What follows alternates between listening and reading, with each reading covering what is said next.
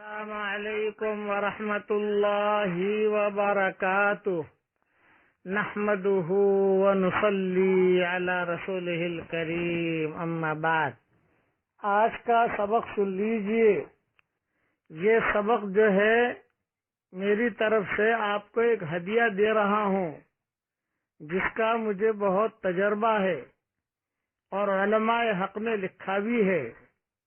اس لیے امیجز بنانے والے صرف اتنا جملہ لکھ دیں کہ گھر میں خوشحالی لانے کا بہت ہی اہم نسخہ، بہت ہی اہم اور مجرب نسخہ۔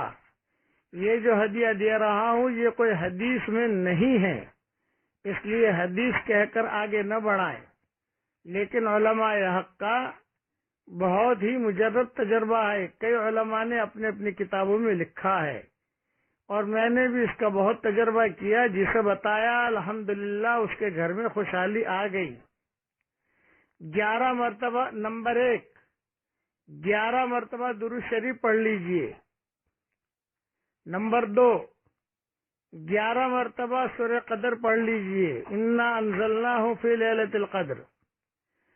نمبر 3، 11 مرتبہ سورہ کافرون پڑھ لیجئے، قل یا ایھا الکافرون، پوری سورت۔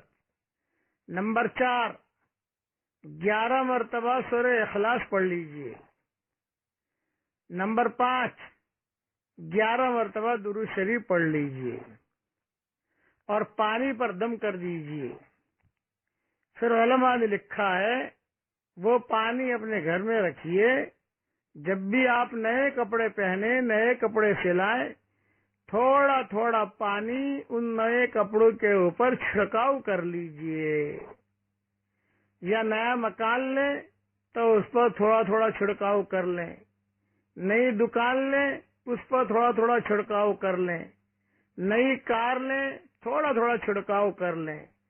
تو علماء نے لکھا ہے کہ جب تک وہ کپڑا اس کے بدن پر رہے گا انشاءاللہ خوشحالی میں رہے گا۔ اور یہ علماء حقہ کا بتایا ہوا عمل ہے، اور کئی لوگوں کو بتایا، بہت الحمدللہ خوشحالی میں مرد اور عورتیں آ گئی۔ یہ ہدیہ ہے، لیکن اسے حدیث کہہ کر آگے نہیں بڑھانا۔ علماء حقہ کا تجربہ یہ تو معقول ہے، وہ کئی علماء اپنے اپنے تجربے بیان کرتے ہیں، یہ چیزیں چلتی رہتی ہیں۔ اس کے لیے حدیث کیا کرنی بڑھانا، بس سمجھ لیجئے کہ گھر میں خوشحالی لانے کا بہت ہی مجرب اور اہم نسخہ ہے۔ کوئی کرے تو ٹھیک ہے، کسی کو تاکید نہیں کرنی بھی کیوں نہیں کیا، بھئی وہ حدیث ہوتی ہے جس کی تاکید کی جاتی ہے۔ یہ تو جو ہے ایک قسم کا چٹکلا ہے اور علماء نے لکھا ہے، اس لیے بہت لوگ پریشان ہیں، بھئی یہ بھی کر کے دیکھ لو۔ اور سب سے اہم چیز یہ ہے کہ نمازوں کا اہتمام کرو۔ اور ایک بات آج میرے ساتھ دعا پڑھ لیجئے، ماں باپ کے لیے دعا کیجئے، رب ارحمہما کما ربیانی صغیرا۔